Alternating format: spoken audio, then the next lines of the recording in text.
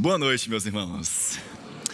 O dia 2 de novembro é conhecido em todo o mundo como o Dia dos Finados.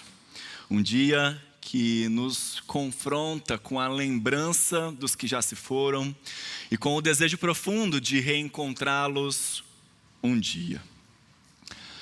Nessa data, para muitos, a vida parece um pouco suspensa entre o que foi e o que nós esperamos que ainda venha a ser. A morte, afinal, não é apenas um acontecimento biológico. Ela é uma espécie de ferida que atravessa as gerações, as culturas e as crenças. E por isso mesmo, o tema da vida após a morte está sempre presente na história humana. Hoje pela manhã, o pastor José Roberto citou aqui alguns filósofos e acadêmicos que não creem na vida após a morte, que a negam. Mas muitas vezes, me parece que esses filósofos, essas pessoas que negam a vida após a morte, tentam muito nadar contra uma forte correnteza. Porque não só muitas pessoas creem na vida após a morte, como esse é um tema muito presente na nossa cultura. Ora sussurrado na literatura, ora cantado pelas músicas, ora apenas sentido pelas dores silenciosas de quem ficou. Um exemplo disso aparece em Harry Potter e a Ordem da Fênix, o quinto livro ou quinto filme dessa série, quando nós somos apresentados a um novo personagem chamado Luna Lovegood. Uma personagem excêntrica, digamos assim, curiosa, que parece viver entre o sonho e a lucidez. E apesar do seu jeito meio distraído, Luna é quem mais enxerga a realidade da morte com uma sensibilidade, com clareza. Logo no início da história, não sei se você já viu o filme ou já leu o livro, Harry percebe algo muito estranho. Ele percebe que ele consegue enxergar os cavalos que levam as carruagens de Hogwarts.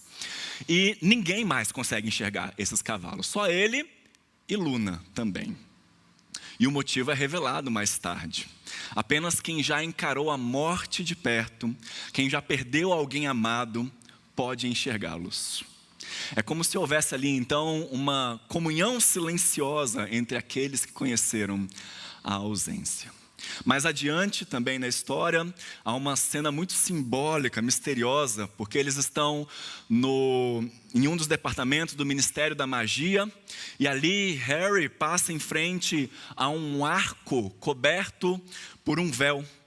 Do outro lado não tem nada, não se vê nada, mas ele consegue ouvir alguns sussurros, quase que o chamando.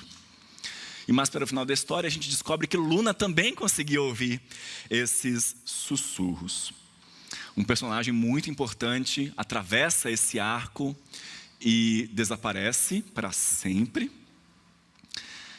deixando um grande vazio na vida de Harry.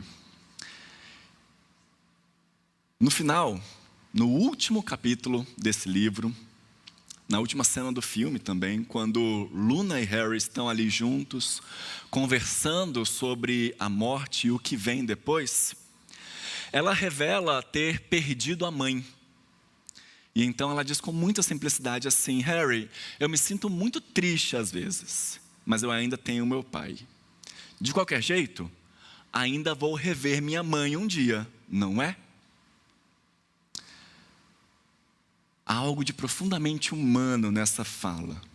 Uma esperança tímida, quase infantil ali no livro, mas sincera, né? O desejo de que o amor não termine com a morte.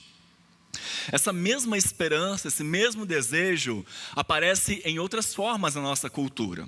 Em 2015, por exemplo, o mundo se despediu de Paul Walker, o ator, um dos atores principais de Velozes e Furiosos. E o 7º filme, então, da franquia, terminou com uma canção que se tornaria o hino de despedida, o See You Again.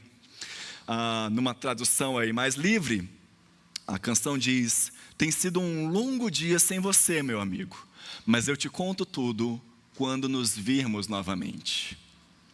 Uma promessa de reencontro que conforta o coração, ainda que de uma forma bem melancólica, né, ali durante o filme.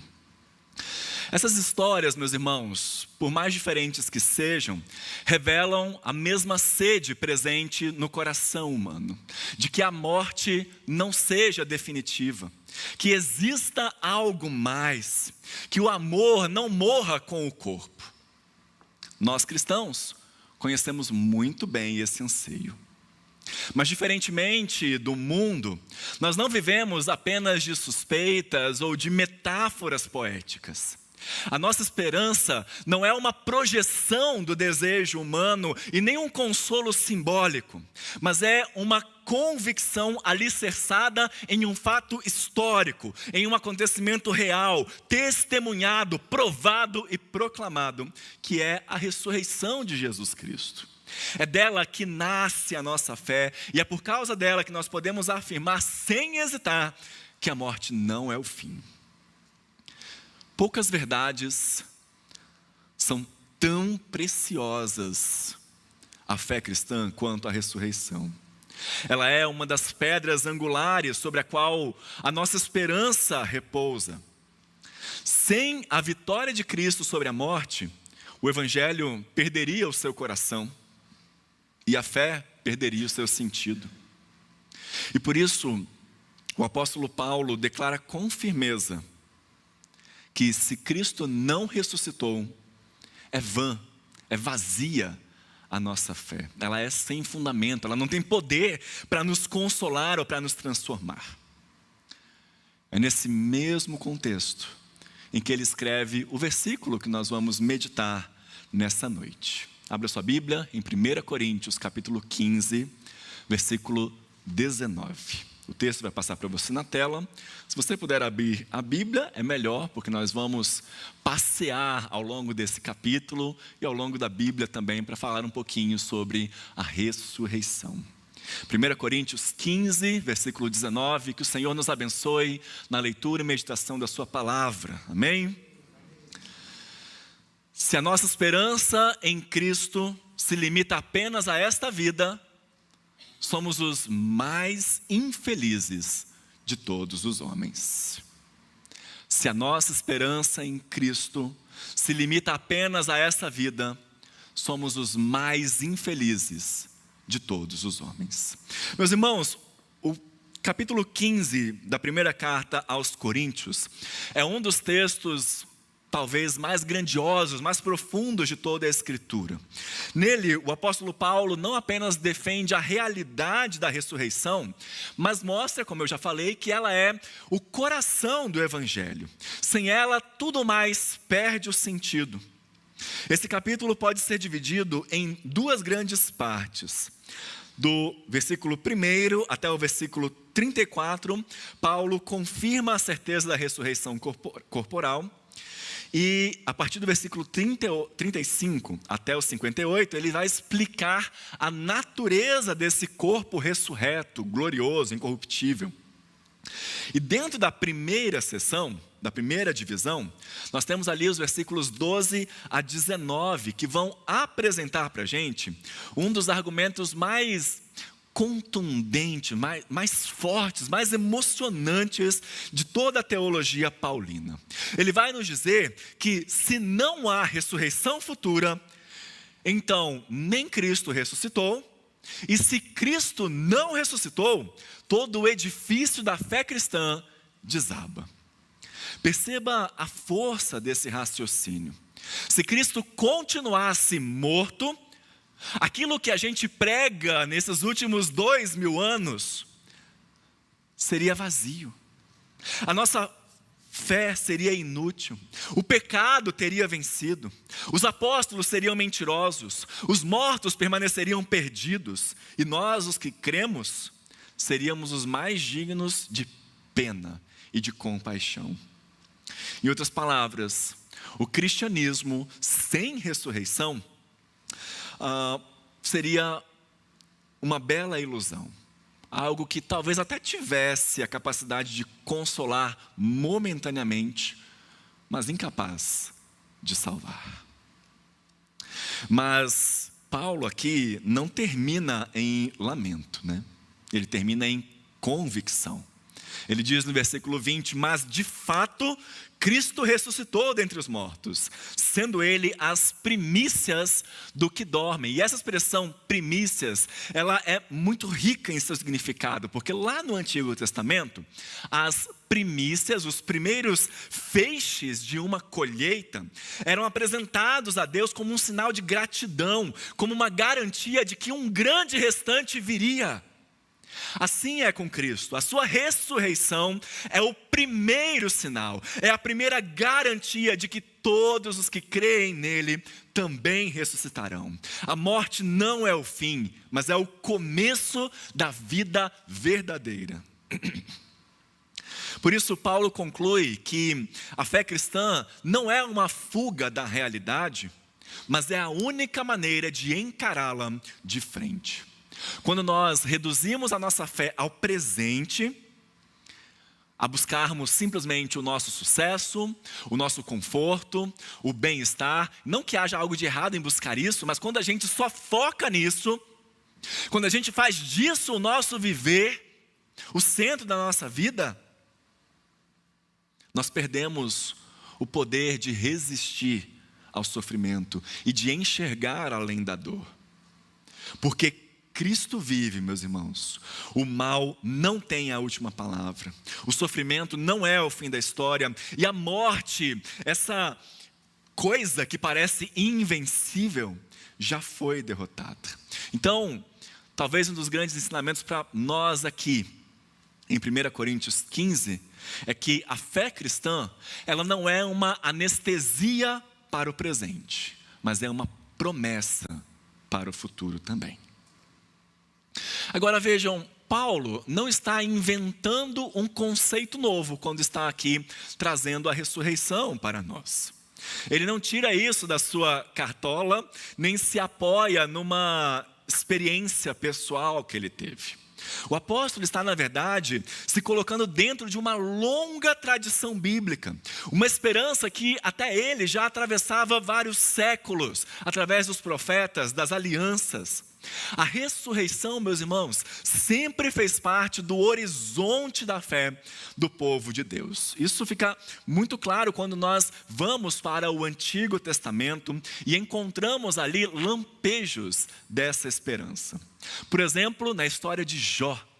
Em determinado momento, Jó, em meio à sua dor mais profunda, declara com uma confiança quase teimosa e até contrastando com todo o restante de lamento que ele fez até ali. Jó, capítulo 19, ele diz: eu sei que o meu Redentor vive e que por fim se levantará sobre a terra e eu o verei com os meus próprios olhos. O profeta Isaías anuncia no capítulo 26, os teus mortos viverão, os seus corpos ressuscitarão. Daniel fala de um dia em que muitos dos que dormem no pó da terra ressuscitarão, uns para a vida eterna e outros para a vergonha e desprezo eterno, está em Daniel 12. A ressurreição, então, não é uma ideia tardia ou um capricho inventado pelos apóstolos. Ela é, na verdade, o cumprimento de uma expectativa antiga que alimentava o coração do povo de Deus desde o Antigo Testamento, nas horas mais sombrias da história. E quando nós chegamos ao Novo Testamento, essa esperança ela vai ganhando mais forma, ela vai ganhando mais robustez com o próprio Jesus. Jesus não fala apenas sobre ressurreição, ele a encarna. Em certo momento, ele confronta os saduceus, um grupo de judeus que negavam a doutrina da ressurreição. E ele afirma o seguinte em João capítulo 5, olha, vem a hora em que todos os que se acham nos túmulos ouvirão a sua voz, a voz de Deus, e sairão. Mais ainda, ele promete aos seus seguidores que os ressuscitará no último dia. E mais ainda, ele diz para Marta, Marta, eu sou a ressurreição e a vida. Jesus, então, não está nos oferecendo uma metáfora reconfortante, mas ele anuncia uma realidade que mudaria para sempre a história humana. Os apóstolos, eles seguem proclamando essa mesma esperança, né? Tanto Paulo, quanto Pedro, quanto João, em seus escritos, vão falar da ressurreição como uma certeza final de todos os que pertencem a Cristo. O cristianismo, meus queridos, não se apoia apenas em um espírito que vive nas nossas lembranças, mas em corpos reais que serão transformados pela mesma força que tirou Jesus do túmulo. E como será essa ressurreição, meus irmãos? Claro que nós não temos aqui tempo suficiente para explorar todos os detalhes, né, do que a Bíblia revela sobre isso, mesmo que ela também não revele tantos detalhes assim. Mas uma coisa que a gente precisa lembrar, e que a Bíblia é muito clara, é que a ressurreição vai ser corporal, ela vai ser física. Paulo vai dizer aos Romanos capítulo 8, que aquele que ressuscitou a Jesus dentre os mortos, vivificará também os nossos corpos mortais. Ele também vai nos ensinar que o corpo é parte essencial da nossa redenção. Tanto que ele vai dizer, como nós ouvimos hoje pela manhã, que nós gememos aguardando o dia em que o próprio corpo será livre, será libertado, né, da corrupção. Então, Deus não vai salvar apenas a nossa alma. Ele restaurará a totalidade do nosso ser. E como então vai ser esse corpo restaurado, transformado, glorificado? O próprio Paulo vai responder aqui em 1 Coríntios 15, embora utilizando algumas metáforas para nós tentarmos entender. Ele vai dizer assim, versículos 42 a 44. Semeia-se corpo corruptível, ressuscita corpo incorruptível. Semeia-se corpo em desonra, ressuscita em glória. Semeia-se em fraqueza, ressuscita em poder. O que Paulo está dizendo é que o nosso corpo atualmente, ele é como uma espécie de uma semente, que ao morrermos será plantada, e ao ressuscitarmos brotará como uma grande árvore frondosa, transformada pela força da nova criação. O corpo ressurreto, Paulo diz, vai ser livre da corrupção. Não haverá mais doença, não haverá mais decadência, não haverá mais cansaço. Alguns vão dizer que a gente vai poder correr, como Isaías coloca, né? Correr sem se cansar. Será que enfim vamos gostar de fazer academia? Será um corpo livre da fraqueza, sem dor, sem limitações, sem o peso que o tempo nos impõe. Será um corpo livre da desonra, sem o estigma do pecado, refletindo plenamente a glória de Deus. Agora, queridos, é muito importante a gente lembrar que a esperança da ressurreição não se restringe apenas aos seres humanos. Ela alcança toda a criação. O mesmo poder que transformará o nosso corpo vai transformar o cosmos. Em Romanos 8, mais uma vez, Paulo afirma que a própria criação será libertada do cativeiro da corrupção para a liberdade da glória dos filhos de Deus. Toda a realidade criada, os montes, mares, florestas, animais, geme aguardando o dia em que os filhos de Deus serão revelados em glória. A ressurreição vai ser, na verdade, o início da renovação de todas as coisas. Simon Kistemaker, um comentarista holandês, se não me engano, vai escrever o seguinte no seu comentário sobre 1 Coríntios 15. Os descrentes já vivem sem esperança, e assim buscam tirar todo o proveito possível da vida presente. Os crentes esperam pela restauração de todas as coisas na vida futura. Se a sua esperança desaparece na hora da morte, são mais dignos de compaixão do que qualquer pessoa. A esperança cristã, então, ela é muito maior do que simplesmente ir para o céu.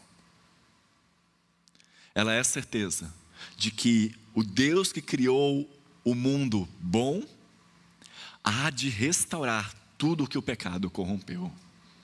E essa esperança vai começar, ou melhor, ela começou com a ressurreição de Cristo, as primícias de uma nova criação que jamais conhecerá o fim. Diante de tudo isso, meus irmãos, a ressurreição é uma doutrina que a gente precisa urgentemente resgatar também.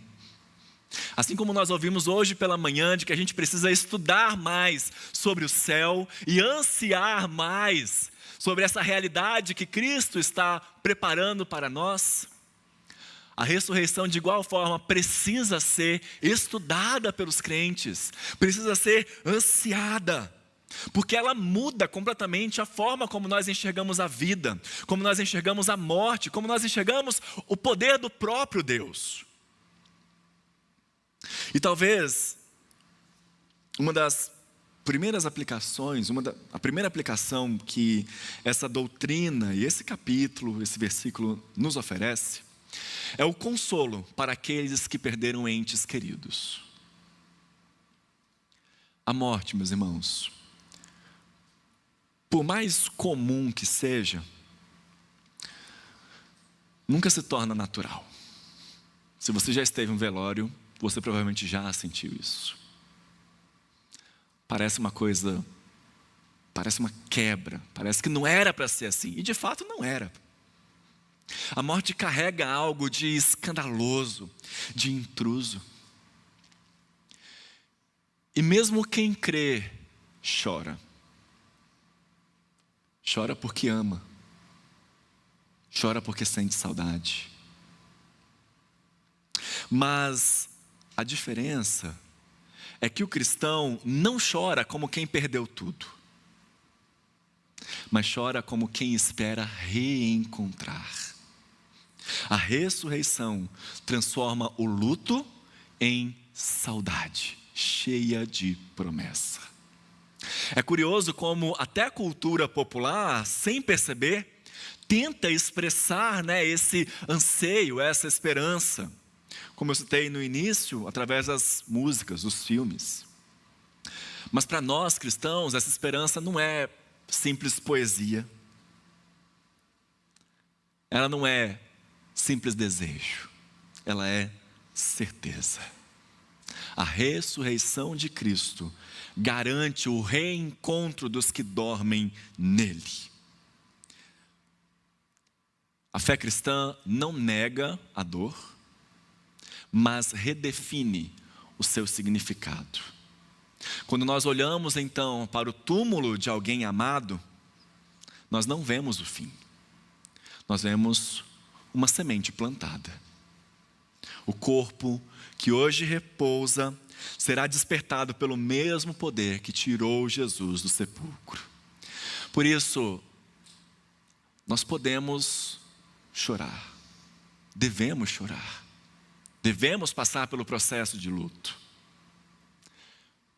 mas choramos com esperança. Nós devemos sentir saudade, mas sentir saudade com promessa, porque virá o dia em que Deus enxugará dos olhos toda lágrima e a morte já não existirá. E nesse dia, todas as vozes que o tempo silenciou serão ouvidas novamente. E o abraço interrompido pela separação será refeito para nunca mais terminar.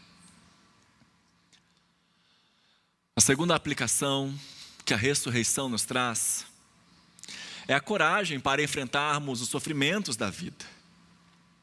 Vejam, Paulo sabia muito bem o que ele estava querendo dizer quando escreveu: se a nossa esperança em Cristo se resume apenas a esta vida, nós somos os mais infelizes de todos os homens.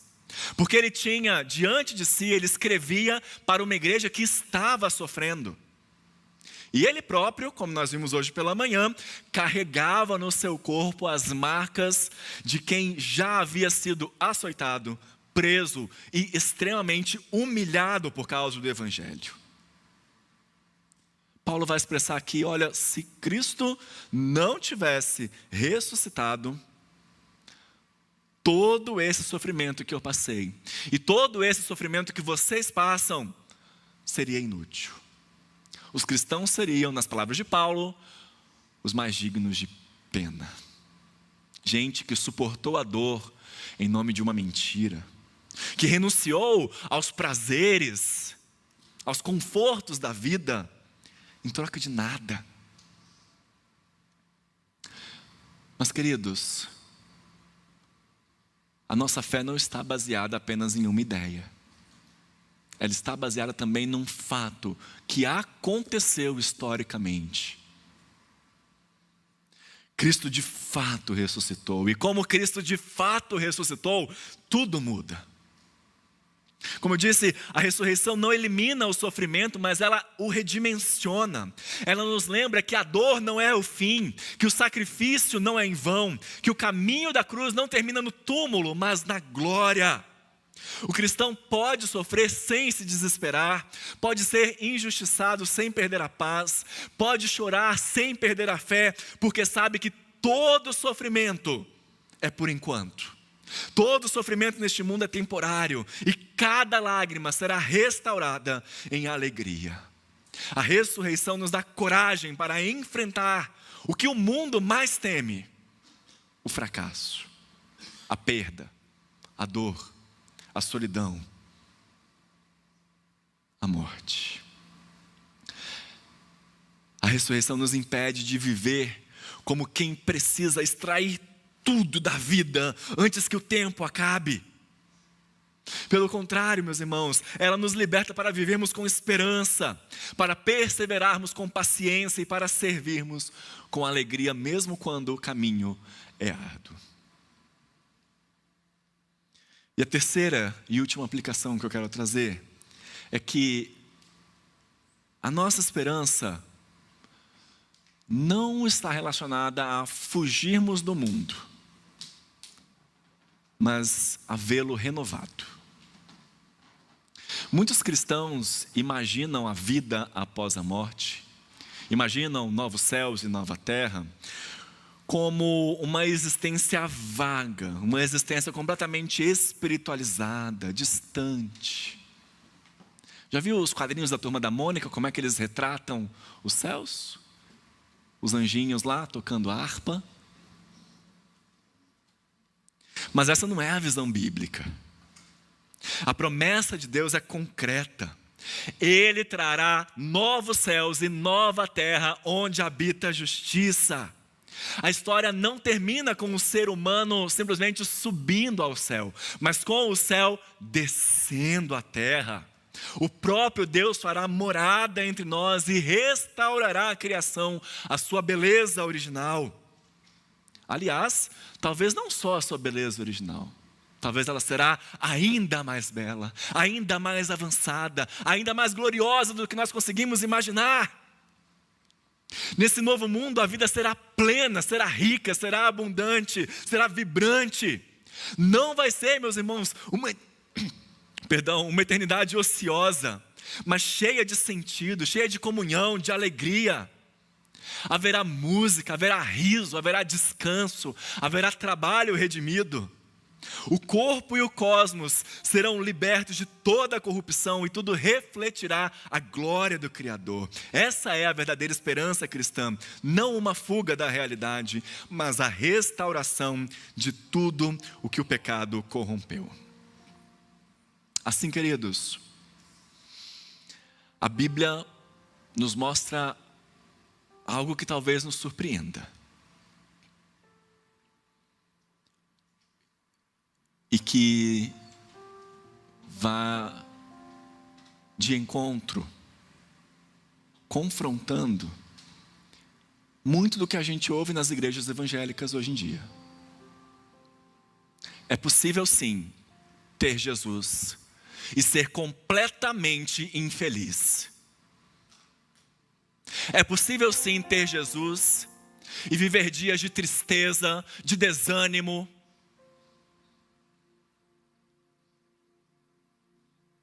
Sabe por quê? Porque muitas vezes nós pregamos que Cristo é a fonte da verdadeira alegria, e Ele é. Mas o apóstolo Paulo nos diz que a nossa esperança em Cristo não pode estar limitada apenas a esta vida, apenas ao presente, apenas ao agora. Se nós esperamos em Cristo apenas para esta vida, para Ele mudar nossa realidade agora, diz ele, nós somos os mais dignos de compaixão entre todos os homens. Uma fé voltada apenas para o presente é frágil demais para sustentar o nosso coração nas horas de dor. É frágil demais para trazer respostas para o luto diante do caixão de uma pessoa querida. A fé cristã precisa se apoiar na ressurreição, no que Deus prometeu fazer, além do que os nossos olhos conseguem ver. A ressurreição de Cristo nos ensina a viver, como eu sempre digo aqui, com os pés no presente, mas de olho no futuro. Ela não nega o nosso sofrimento, mas o coloca numa nova perspectiva. Tudo que nós enfrentamos, as perdas, as injustiças, as lágrimas, tudo isso está sendo conduzido para um fim glorioso. A ressurreição é a prova de que Deus não desistiu da história e de que a vitória de Cristo já começou. Ela nos liberta do medo, do cinismo, da desesperança, lembrando que nada está realmente perdido. Crer na ressurreição é crer que o mal não tem a última palavra, que a morte não é o ponto final e que cada ato de fé que a gente dá participa daquilo que Deus está fazendo, que Deus está restaurando neste mundo. E quando isso acontecerá, meus irmãos? Paulo escreve aos Tessalonicenses, no texto que nós lemos no início deste culto. 1 Tessalonicenses capítulo 4. Ele diz, porque o Senhor mesmo, dada a sua palavra de ordem, ouvida a voz do arcanjo e ressoada a trombeta de Deus, descerá dos céus. E os mortos em Cristo ressuscitarão primeiro. Depois nós, os vivos, os que ficarmos, seremos arrebatados juntamente com eles entre nuvens para o encontro do Senhor nos ares. E assim estaremos para sempre com o Senhor. Meus irmãos, nós não apenas cremos que Cristo ressuscitou. Nós ansiamos pelo dia em que Ele voltará. Por isso, nessa noite, precisamos resgatar em nós esse desejo. Vem, Senhor Jesus. O desejo ardente pela manifestação de Cristo, quando a ressurreição final acontecerá, e então viveremos para sempre na presença daquele que venceu a morte e reina eternamente. Até lá, meus queridos, que cada dia nosso seja vivido com os pés no presente, mas com o coração voltado para o céu, aguardando com alegria o retorno glorioso do nosso Salvador. Amém?